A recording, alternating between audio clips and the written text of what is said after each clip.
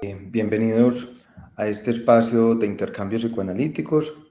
En el día de hoy nos acompaña David Vargas Castro. David es psicoanalista, es un colombiano radicado en Buenos Aires hace por lo menos 15 años. David está cursando en este momento su doctorado en la Universidad de Buenos Aires. Es uno de los privilegiados de haberse graduado de la maestría en psicoanálisis de la misma universidad. En este momento, David es docente de esta misma casa de estudio, también de la Universidad Marina Mercante, ubicada en la ciudad de Buenos Aires. Y para empezar, David, quisiera preguntarte, más allá, digamos, del componente clínico que pudiese tener el psicoanálisis presente, digamos, en las instituciones, ¿cómo te ha parecido que es el lugar en la actualidad del psicoanálisis, digamos, en extensión, el psicoanálisis presente en las instituciones, llámese de orden jurídico, educativo, en la ciudad en general? ¿Cómo te parece que viene presentándose, que viene ganando o perdiendo lugar el psicoanálisis en lo que a vos te corresponde vivir y en lo que vos conoces, David?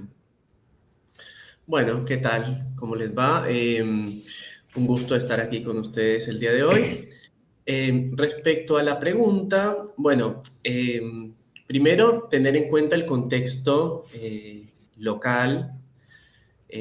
Buenos Aires tiene una gran fama también de que el psicoanálisis está muy presente en la cultura. Especialmente diría en la ciudad autónoma de Buenos Aires, ¿no? Siempre aquí en Argentina me hacen la aclaración, me dicen, Cava no es Argentina, eh, pero si bien es un país muy centralizado, ¿no? Entonces a veces nos da esa idea. Pero entonces, digamos, por un lado tenemos de que por sí en la cultura hay mucha pregnancia de terminología psicoanalítica, inclusive, digamos, las publicidades se sirven, ¿no? Ya sea de cierta alusión, especialmente al psicoanálisis, no a cualquier otra terapia, esto también me parece que es importante. La referencia de terapia acá en Buenos Aires es el psicoanálisis. Eh, y por supuesto, también respecto a quienes acceden a la posibilidad de consultar a un analista, trasciende ¿no? los diferentes estratos sociales, ¿no? También hay que saber que existen algunas instituciones que ofrecen servicios psicoanalíticos, por ejemplo, gratuito o lo que se llaman bonos institucionales, que hacen a ciertos montos de dinero que, dependiendo cuánto pueda pagar cada persona, bueno, entonces así también realiza el abono correspondiente. Y por supuesto también, bueno, los analistas, como por ejemplo en su momento Diana Rabinovich, ¿no? Que entonces solamente en términos generales cierta población podía ir a analizarse quizás con ella, ¿no? En que inclusive, igual lo estaba diciendo y me estaba acordando, que era una suerte de, como de idea generalizada, como que solo personas de mucho poder adquisitivo era que podían acceder, ¿no? Por ejemplo, a analizarse con ella. Pero también lo decía y me acordaba bueno, de otros testimonios, ¿no? De que no necesariamente era así. Pero bueno, ¿a qué voy con esto? Que dentro de las instituciones, por ejemplo, en los hospitales, hay una gran presencia del psicoanálisis. Digamos, no solamente en las instituciones educativas, que también la Universidad de Buenos Aires tiene una gran presencia del psicoanálisis, no quiere decir que no, digamos, que durante la carrera de psicología no haya enseñanza de otras corrientes psicológicas, pero la principal es psicoanálisis. Entonces, por un lado, ya en la educación superior tenemos presencia de psicoanálisis en la universidad pública, Y en instituciones como por ejemplo hospitales, ciertas personas que tienen un puesto preponderante en estas instituciones son analistas. Ahora, no desconocemos que, por supuesto, ha habido un avance en el orden de las neurociencias o también de lo cognitivo-conductual en estos puestos, o por lo menos que avanzan en ciertos puestos de trabajo que antes, digamos, tenían como especial preferencia por analistas, también por la idea, creo yo, respecto a este ideal de eficiencia, rapidez, datos duros, ¿no? Que al fin y al cabo, bueno, con la idea de cierto método científico, en detrimento de la idea del psicoanálisis como una terapia larga, costosa, que no tendría modo de ser corroborada científicamente, ¿no? Entonces, me parece que estamos viviendo como en ese momento de tensión. En otro momento era como incuestionablemente el psicoanálisis tenía un lugar preponderante, ahora me parece que es más un terreno en disputa. Ujú. Y esa disputa, David, David, o ese diálogo, digamos, que se da entre el psicoanálisis y otras disciplinas, otras corrientes terapéuticas, se establece, o sea, realmente hay lugares de encuentro donde se plantean los debates, pues, porque digamos que acá en Medellín uno encuentra que no tanto esta disputa o este diálogo entre instituciones no se presenta mucho, cada institución va más bien un poco por su lado. Allá se presta el espacio para el debate. Bueno, claro, está esta tensión, no necesariamente se dialoga, ¿no? Hay algunos espacios muy puntuales en los que, ¿no? Entonces, vamos a hablar sobre tal temática, se invita, ¿no? A alguien, ¿no? Un psicólogo cognitivo-conductual o del orden de las neurociencias y a un psicoanalista, y entonces, bueno, se realiza una suerte de debate, diálogo sobre esta temática, pero lo que me parece importante es ubicar y sobre todo, digamos, para también encontrar nuestra responsabilidad en este asunto, es que la respuesta con la que normalmente yo me encuentro respecto a los analistas en estos debates es de llamarse a silencio y volcarse, ¿no? Hacia adentro de las escuelas capillas en las que estamos, ¿no? Entonces, como una suerte de capilla gótica en donde, bueno, afuera está lo malo, acá entra la luz, no nos entienden, pero eso no es problema nuestro, y nos comenzamos a quedar solos. Eh, y ahí es donde me parece que se torna un especial problema, o porque David, entonces... sin embargo, mm, sí, decime.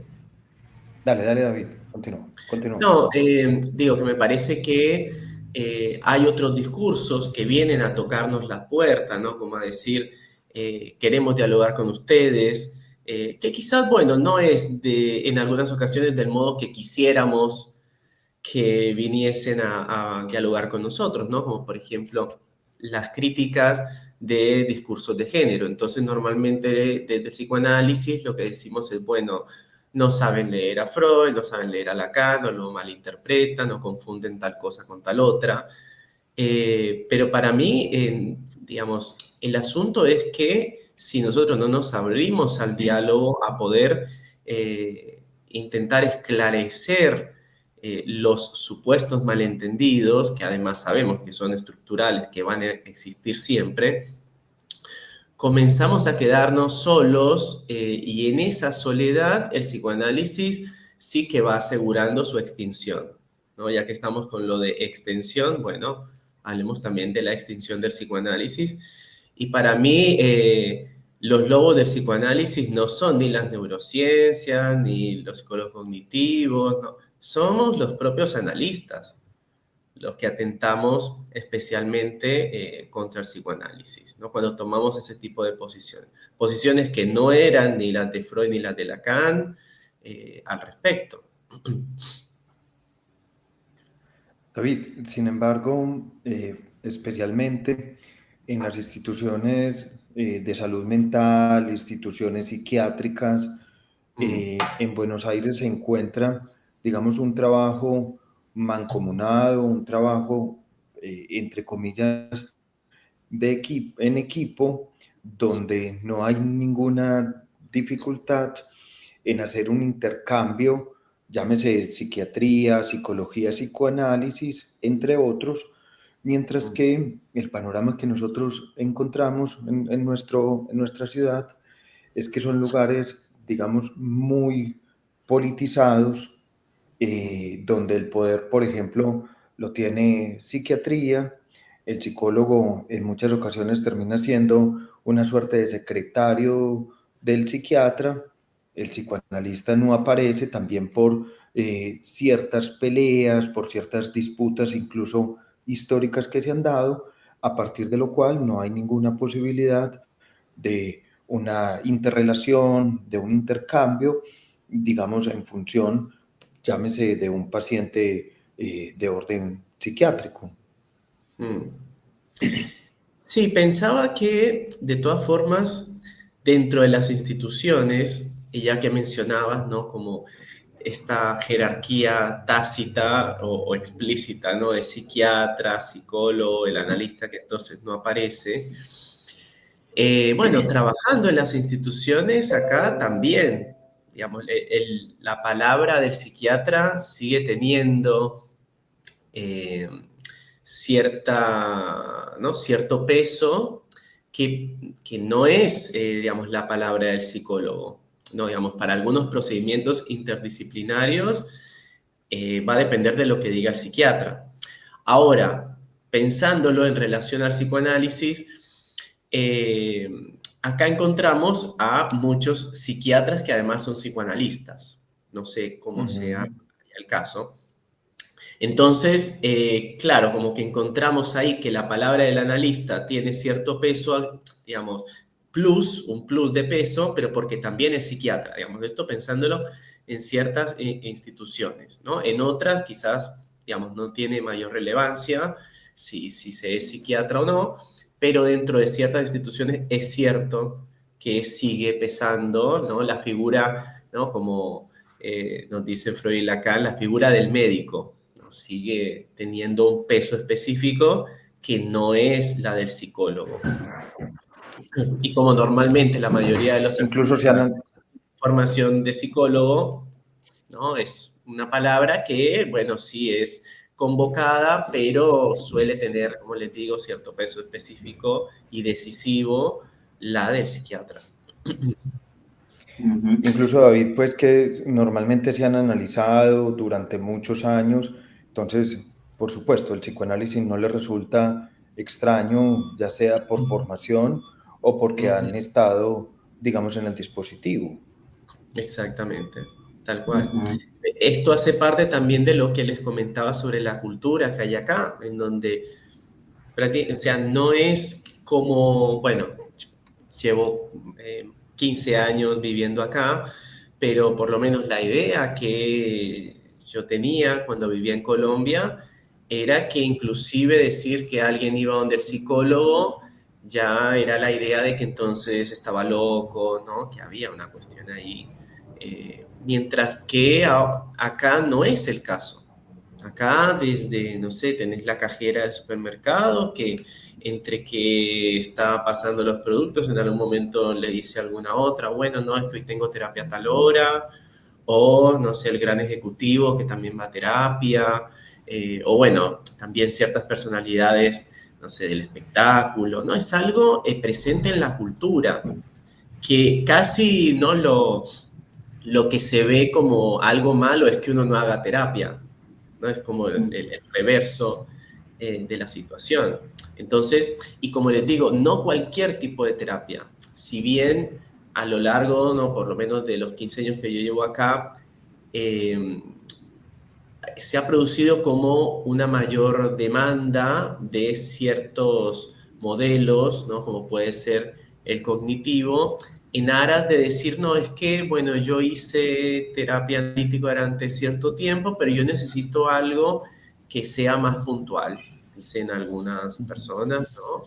También me ha ocurrido, por supuesto, al contrario, ¿no? De quienes vienen inicialmente de terapias de otro orden y me dicen, no, bueno, ahora me parece que debo como ahondar en ciertas cuestiones que si bien he podido trabajar, me parece que no han ido como al hueso del asunto.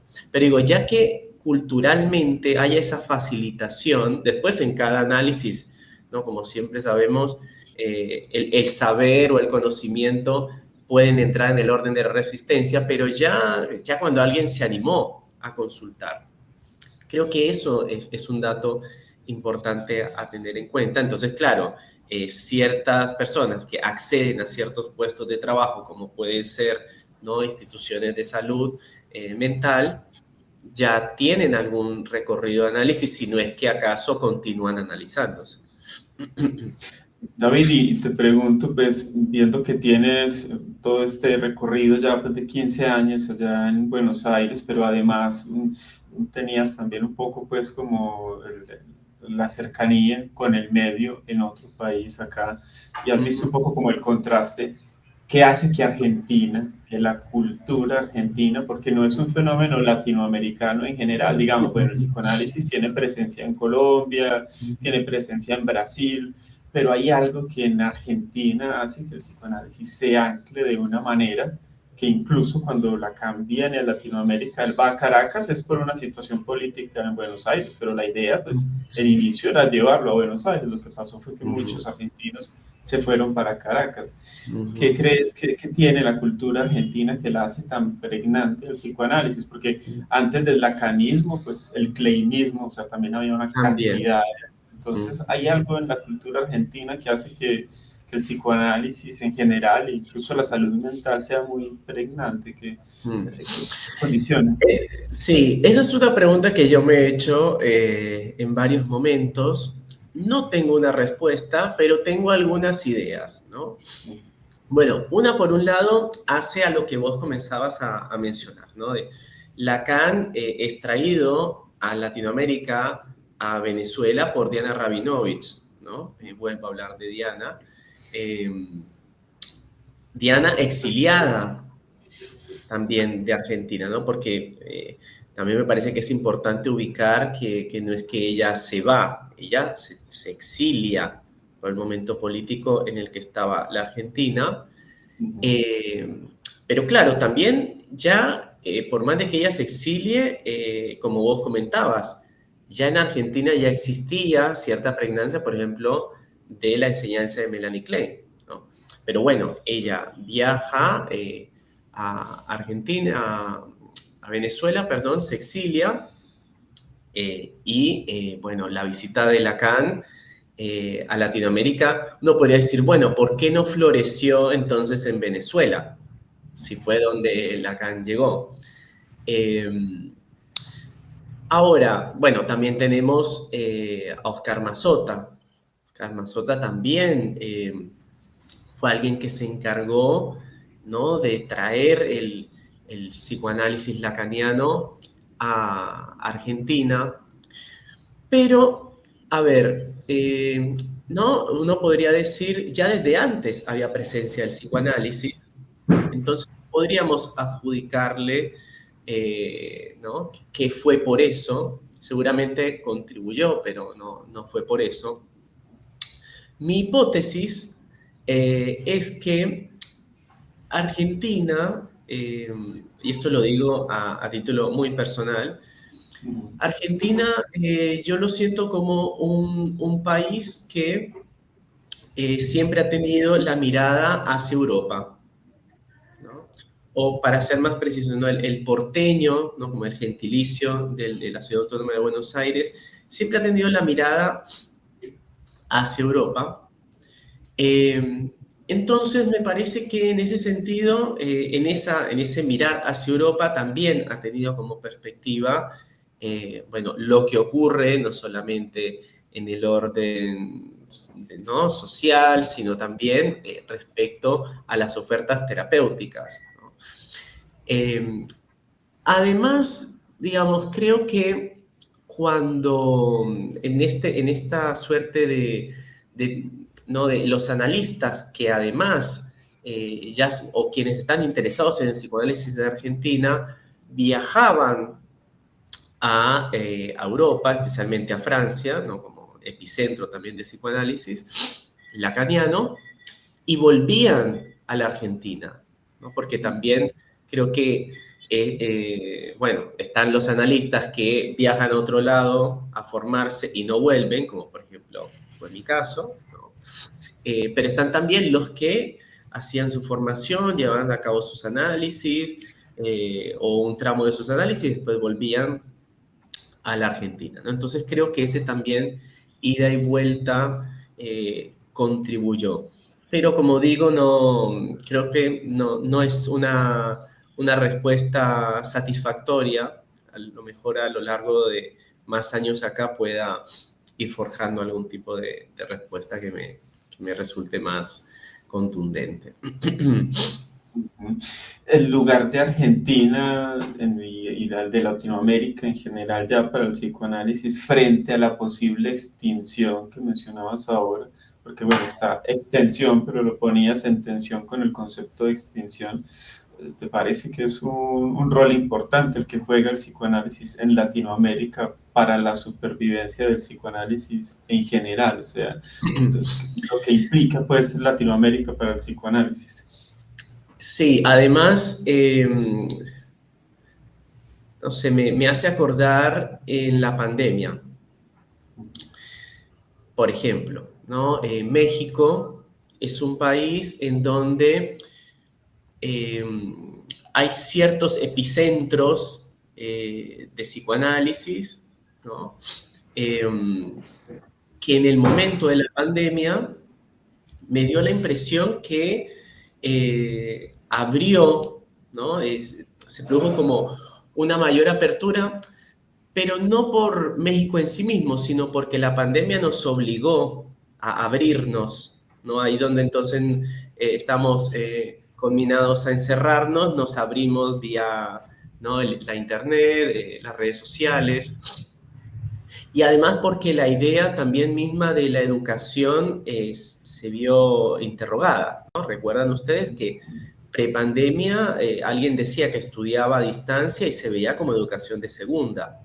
Inclusive los análisis, también decir que alguien se analizaba, no sé, por teléfono o por Zoom o por alguna otra aplicación que no fuese lo llamado presencial, se veía de mala manera. Inclusive en plena pandemia hubo algunos analistas que decían, bueno, yo hasta que no pueda volver a abrir el consultorio, yo no voy a atender porque eso no será psicoanálisis o porque decían la cuestión de la importancia del cuerpo, bueno, en fin. Y así también esto nos obligó a replantearnos a, bueno, ¿qué entendemos por las condiciones de un análisis? ¿Qué sería, no? Poner el cuerpo en un análisis. ¿Qué es lo que la presencia física supuestamente garantiza o no, tanto en el análisis como en la educación, ¿no? Entonces, digo, porque durante la pandemia hubo ciertas actividades en donde, por ejemplo, recuerdo una que a mí me invitaron en un par de ocasiones, ahora que lo recuerdo bien, de una agrupación en México que lleva por título Yoica. Entonces, iba invitando analistas de diferentes países, pero con especial interés en Argentina, porque por supuesto estaban al tanto ¿no? de la importancia y de los diferentes analistas que, bueno, de cierto renombre que hay en Argentina, ¿no? Entonces, se volcaron a realizar ciertas actividades que además, en ese sentido, pensaba, nutrió a México, por supuesto que también a otros países.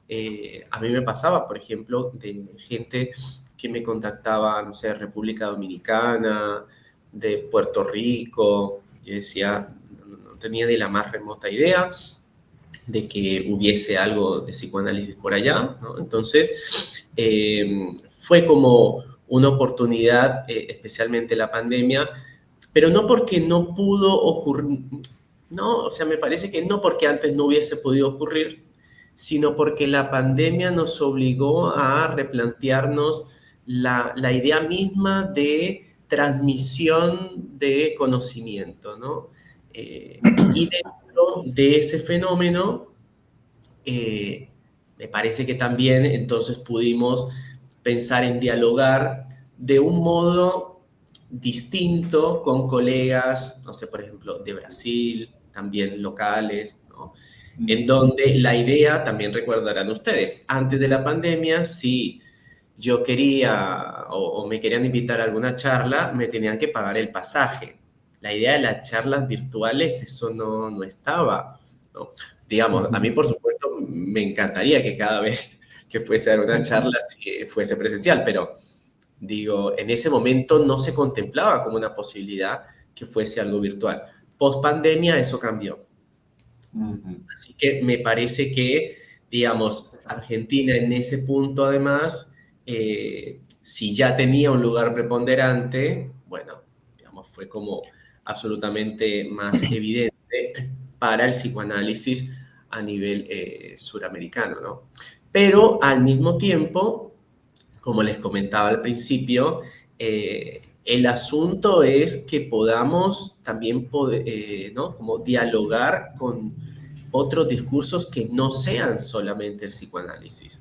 Porque me parece que también llevamos al psicoanálisis a su extinción, pero también a su degradación, cuando solamente hablamos, ¿no? En esta suerte de falso diálogo, que también puede ser el de repetirnos una y otra vez frases que supuestamente todos entendemos y que al fin y al cabo no tenemos ningún tipo de diálogo. Mientras que afortunadamente estos otros discursos nos hacen, ¿no? Como replantearnos qué es lo que decimos cuando estamos diciendo algo, ¿no? Porque aparece como una...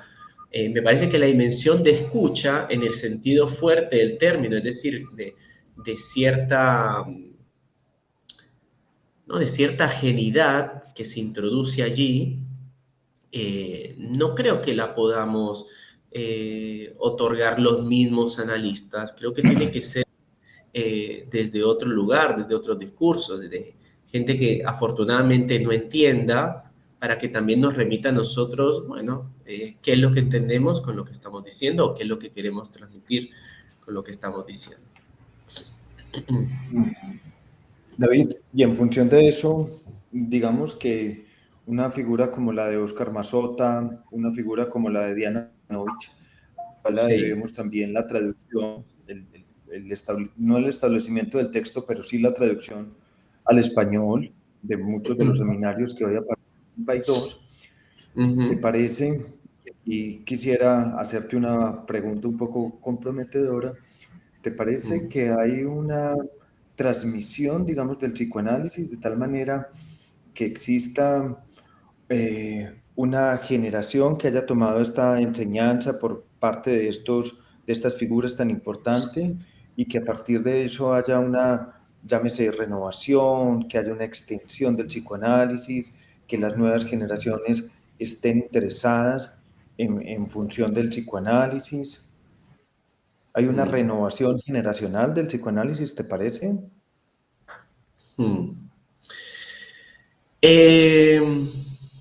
A ver, por un lado podría afirmar que sí, porque hay ciertas voces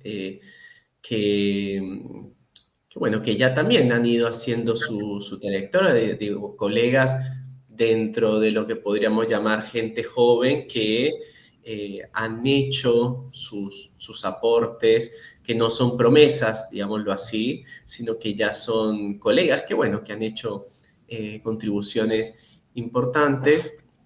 Pero de todas formas, al mismo tiempo creo que es algo que todavía habría que esperar, ¿no? Para saber si efectivamente hemos tomado el guante o no. ¿Por qué lo planteo así? A ver, por supuesto que mencionabas a Diana y a Oscar Mazota, que por supuesto marcaron, podríamos decir, un antes y un después respecto Armanda a, Verasturi, por ejemplo. claro, ¿no? Entonces, a ver, yo creo que de todas maneras la cuestión es cómo poder hablar de ¿no? como una suerte de paso generacional o quienes sigan contribuyendo a la causa freudiana sin seguir, digamos así, amarrados a ciertas ideas que quizás ya no son pertinentes para nuestra época. Digamos, digo esto y me hace pensar cuando Freud decía que el superyo se heredaba y como que no envejecía, ¿no? Digamos, yo escucho a algunos colegas que digo, mira qué joven que es, pero le escuchas ideas muy rancias, ¿no? Entonces digo, esto es, no hay las nuevas generaciones que apuestan al psicoanálisis o por el contrario, ¿no? Siento que es algo que va en contra del psicoanálisis por más de que no haya una persona joven, eh, digamos, in situ, ¿no? Me parece que es una tensión que me hace pensar con esta salvedad que te decía, bueno, quizás es algo todavía por saberse, ¿no? Actualmente para mí estamos ¿no? como en esta cuestión de tensión, no de tensión, pero sí de cierta tensión entre, digamos, ciertos analistas que vienen a producir cierto malestar también dentro de las comunidades analíticas por lo que se autorizan a decir, por las críticas que realizan a nuestros autores por excelencia, ¿no? Y que más vale que, por supuesto, produzcan malestar, porque de eso también se trata, ¿no? Y también otras figuras que me parece que vienen como a presentar ciertas formulaciones que son más en el orden de cristalizar, sedimentar ciertas ideas que, bueno, quizás en un cierto momento podríamos ubicar como que, bueno, tenían cierto valor de verdad, pero que actualmente ya no es así, ¿no? Entonces, digo, por un lado podemos avanzar, por otro lado se ve que quizás no tanto.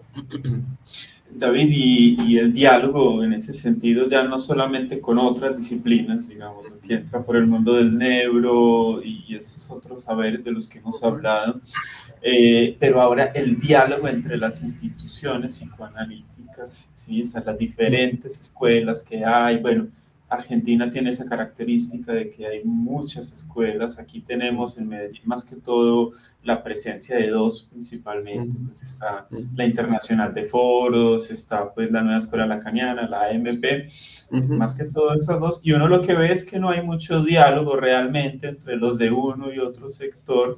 No sé si de pronto allá en Argentina ves que se establece más ese diálogo al interior del mismo psicoanálisis entre sus distintas perspectivas o escuelas. Claro, a ver, por un lado hay ciertas, por ejemplo, pienso en la universidad, especialmente en la Universidad de Buenos Aires. Dentro de una cátedra encontrás analistas de diferentes escuelas que, bueno, se ven en la necesidad de dialogar entre sí, ¿no? Pero también, por supuesto, tenés la afiliación institucional de cada uno de estos analistas, y cada una de estas escuelas o instituciones muy rara vez dialogan entre sí, ¿no?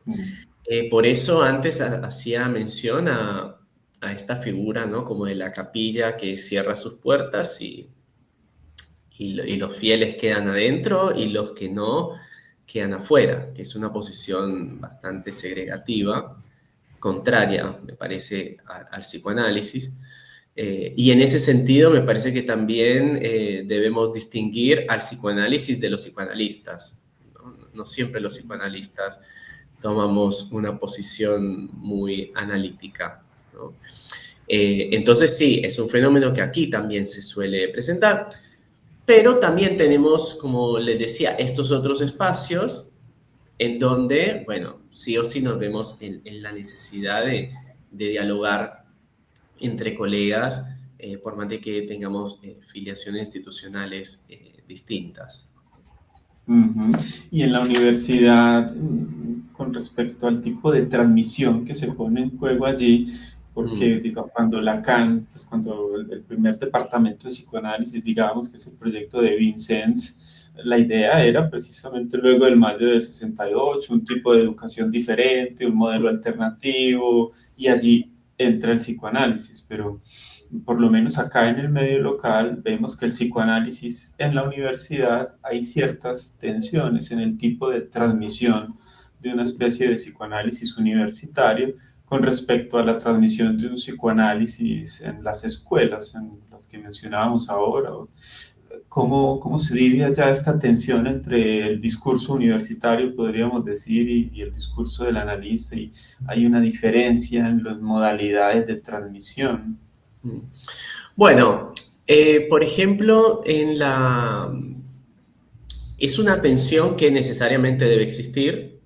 Ujú. Eh, Inclusive retomando cuando me preguntaban sobre el psicoanálisis en las instituciones, bueno, también hay que, como se dice aquí, tener cintura en el sentido, por decirlo así, como muy llano, ¿no? En un hospital vos debes atender a un paciente, no sé, por ejemplo, media hora, o tenés destinado media hora para atender a un paciente.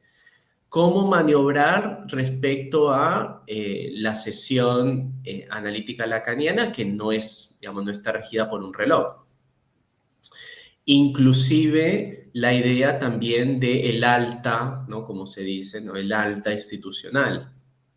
Mientras que en un tratamiento analítico es algo del orden de lo contingente, ¿no? Porque, bueno, se produce un momento conclusivo sin que ni el analista ni el paciente lo sepa anticipadamente, mientras que en las instituciones te pueden decir, bueno, el tratamiento no es de, no sé, de 6 meses a 8 meses máximo.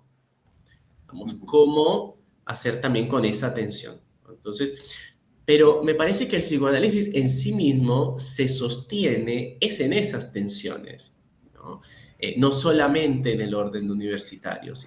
Digamos, para decirlo más claramente, no hay discurso universitario sin otros discursos.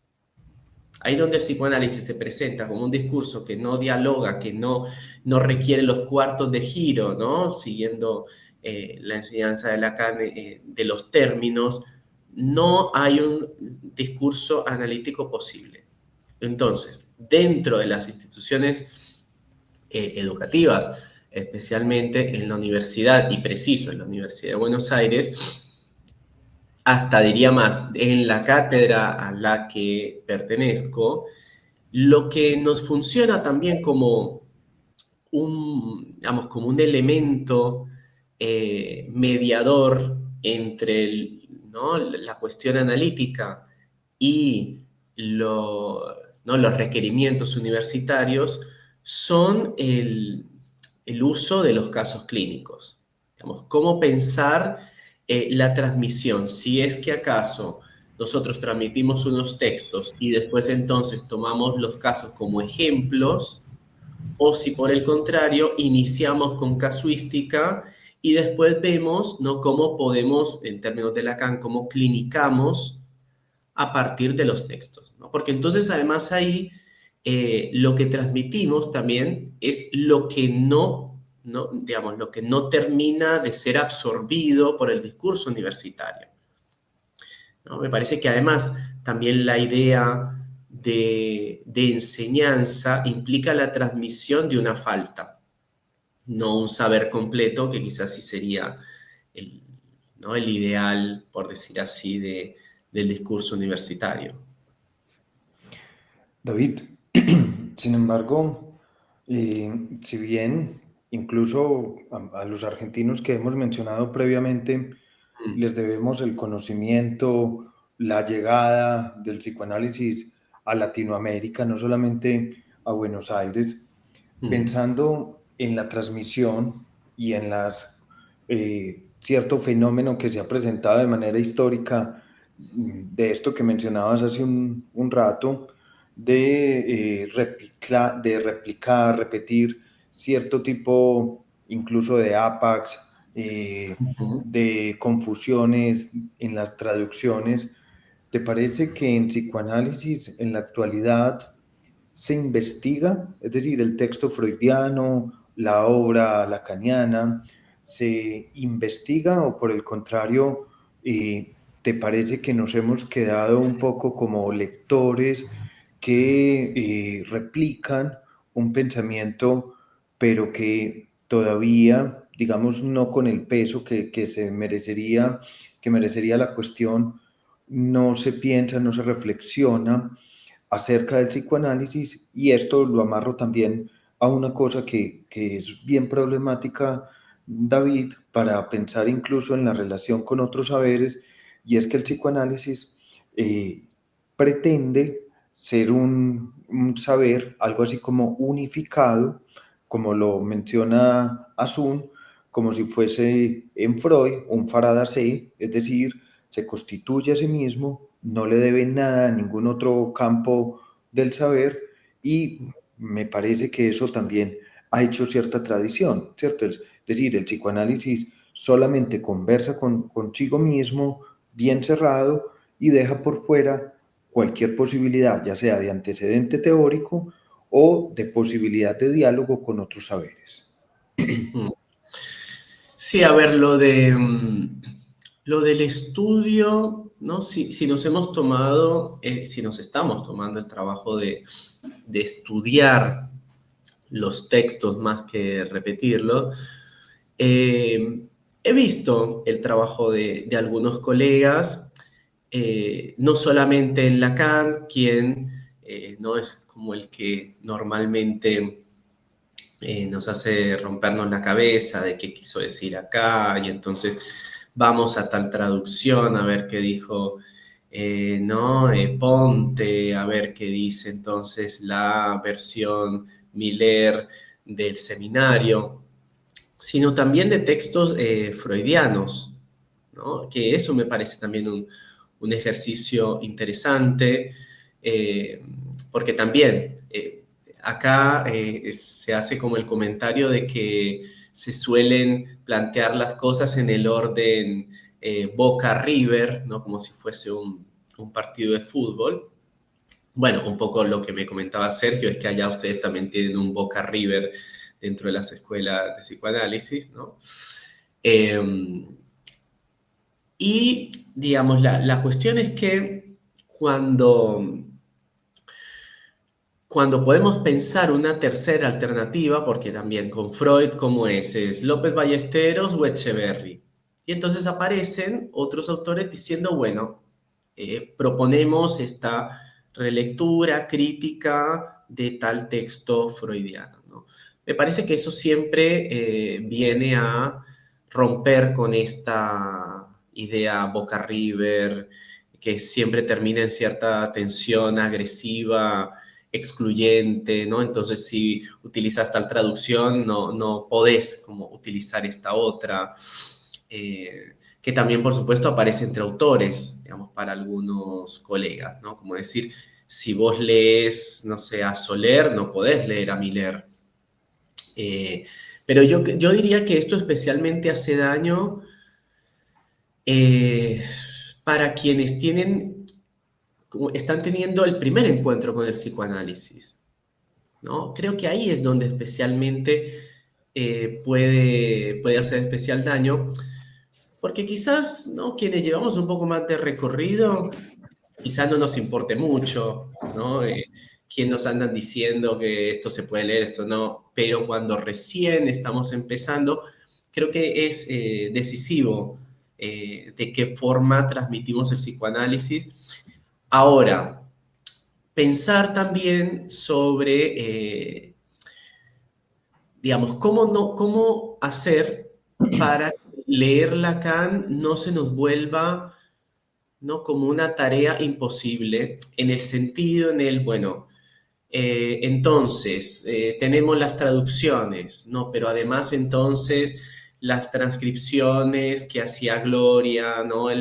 Desde su máquina de escribir, ¿no? Digamos, yo creo que en el horizonte está esta idea de si juntamos todos esos elementos, realmente vamos a saber lo que Lacan quería decir. Y eso está perdido, ¿no? Y eso está Sí, el perdido ya. verdadero Lacan. ¿Cómo?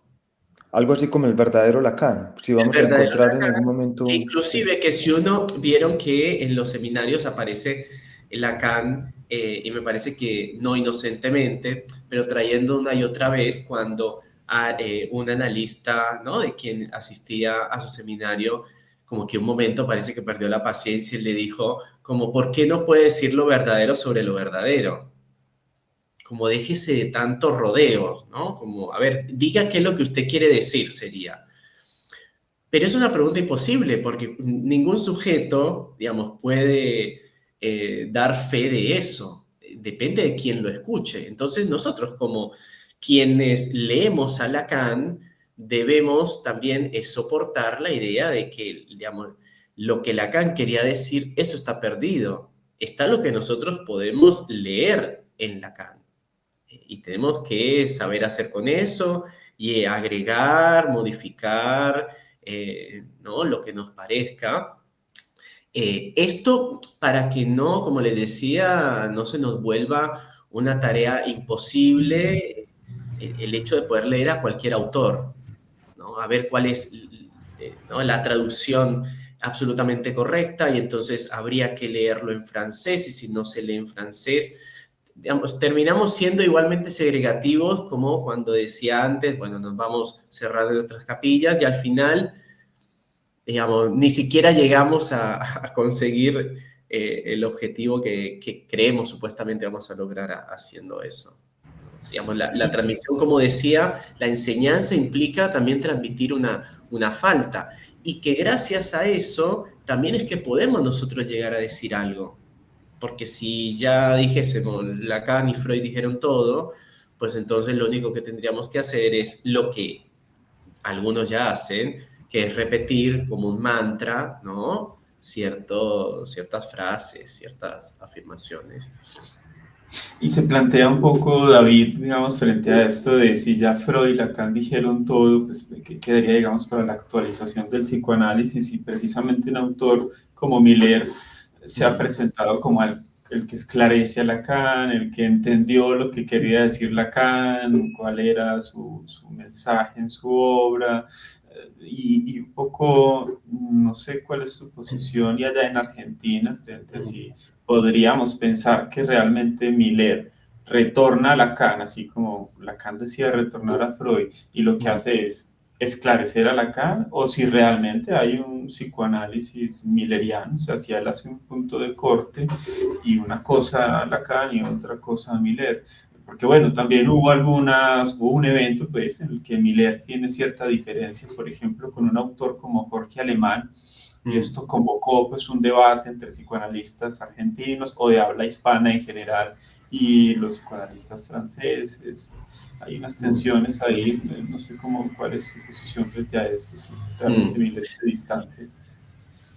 Sí, la cuestión, a ver, no sé, por ejemplo, yo soy alguien que leo autores varios, no por más de que tenga cierta afiliación institucional, leo de todos los autores y debo decir que, bueno, que mi paso por la maestría me ayudó mucho en ello, pero especialmente, ¿no? Recuerdo quién fue mi director de tesis, Arturo Friedman, que por ejemplo, no, digamos, no compartíamos filiación institucional. Eh, una de las cuestiones muy decisivas que me dijo fue, vos debes leer a diferentes autores de diferentes escuelas porque vos no sabés quién va a leer tu tesis.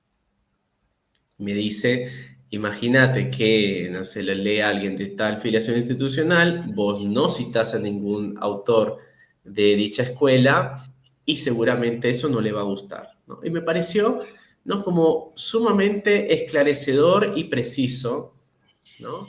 Entonces, claro, digamos, leer a diferentes autores, porque yo también podría decir, Colette Soler, si bien no se presenta como alguien que viene a esclarecer a Lacan, para algunos analistas es alguien que esclarece a Lacan. Inclusive en algunos puntos yo podría decir sí, digamos, ciertas lecturas que hace Colette Soler me parece que son esclarecedoras.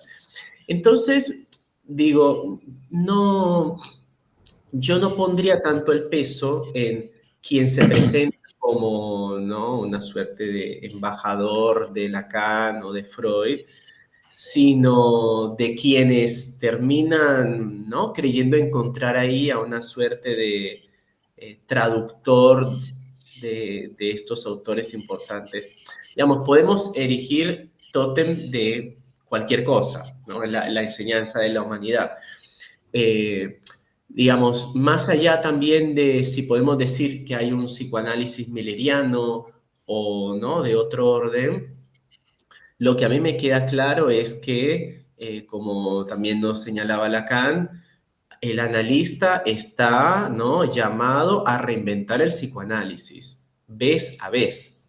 Entonces, como que por un lado podríamos decir, bueno, tenemos, no sé, el psicoanálisis milleriano, pero después ese analista que se reconoce como milleriano, después con cada paciente más vale que reinvente el psicoanálisis, que en ese punto no puede ser un psicoanálisis ni milleriano, ni de Soler, ni de Lacan tampoco, ni siquiera freudiano, ¿no? Me parece que la cuestión más fuerte es esa, que ni siquiera en nuestros autores, pues, principales, en el reinventar el psicoanálisis para con cada paciente, hay un punto ahí que compele al acto analítico, que no podemos, digamos, sentirnos por fuera de la angustia, ¿no?, basándonos en la versión estándar de los análisis, porque se supone, y digo se supone porque no siempre se cumple, que la propuesta de Lacan es precisamente hacer de un psicoanálisis, que es de un psicoanálisis por fuera de un estándar. Ahora, si a todos los pacientes, ¿no?, entonces no tenemos tiempo variable, sino que tenemos un tiempo de 10 minutos, pues entonces volvemos al estándar. Así como 45 minutos, una hora, bueno, ¿no? Bien, David, una última para respetar el pacto que previamente establecimos. ¿Te parece, David, que más allá que allí esté en juego el estilo, incluso, eh, ¿te parece que cada uno de estos autores que han intentado de manera soterrada o de manera mucho más abierta y explícita dilucidar el texto de Lacan, la enseñanza de Lacan o de Freud, ¿te parece que cada uno es una versión distinta de un psicoanálisis que se diferencia entonces de otros y que es a eso a lo que habría que apuntar? ¿O que por el contrario, un poco para esclarecer esta cuestión, se trata de un psicoanálisis lacaniano, digamos que funda, por ejemplo, y que va a tener múltiples versiones en estos distintos autores que a su vez podrían presentarse también como autores, es decir, creando una nueva discursividad que si bien tienen un antecedente en Lacan, van a modificar en mayor o en menor medida la enseñanza, digamos,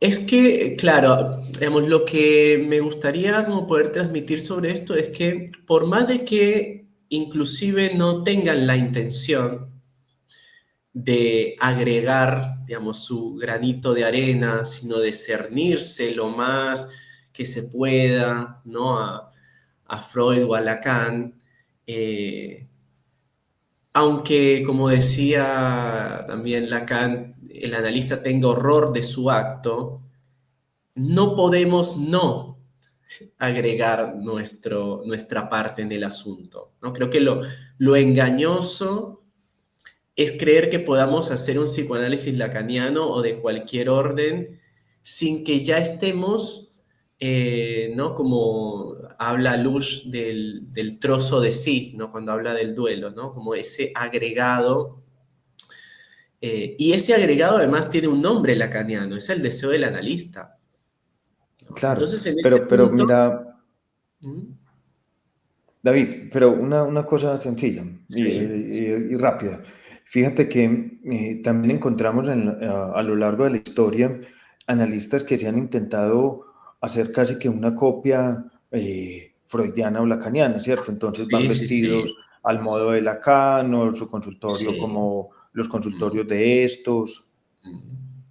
Sí, sí, sí. Sí está, claro, pero digo, por más de que haya una copia, ¿no? Y si se quiere, ¿no? El rasgo unario, entonces uno va y hace el misma rayita, una al lado de la otra.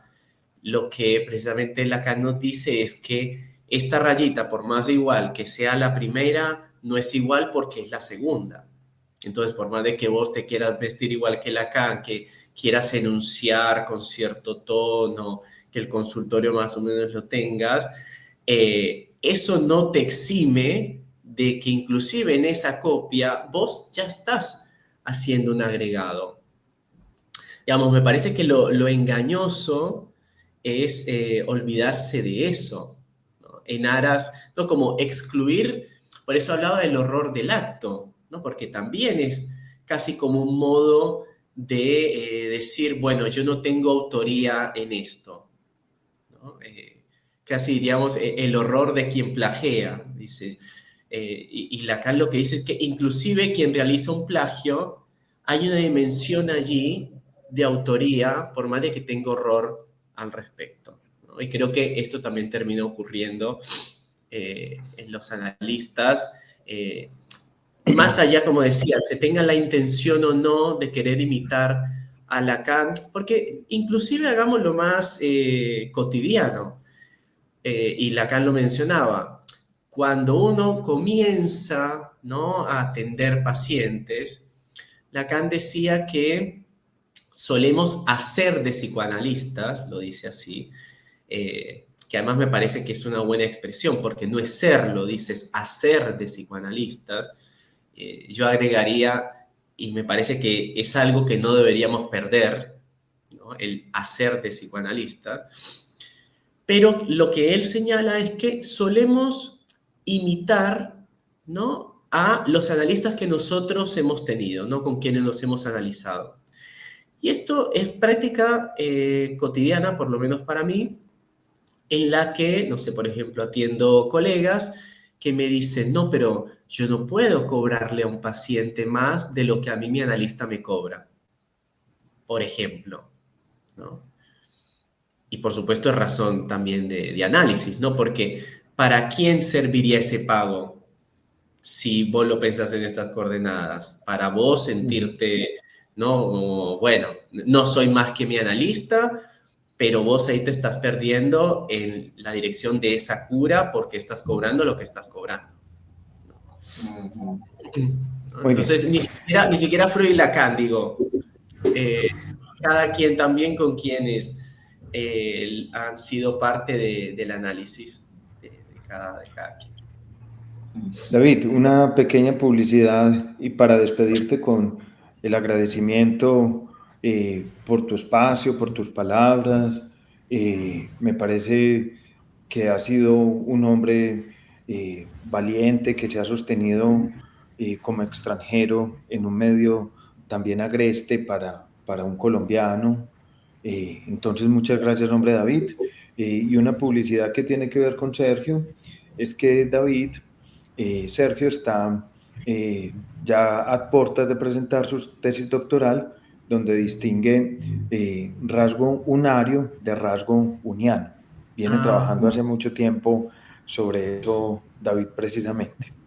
qué bueno entonces que haya terminado ahí haciendo mención al Sí. respecto. Bueno, Muy bien. no, pues para mí un Gracias, gusto hombre David. haber compartido con Gracias. Muchas ustedes. gracias. Muchas gracias, David. Muy bien, adiós. Bien, Gracias. hasta Hasta luego. luego. Chao.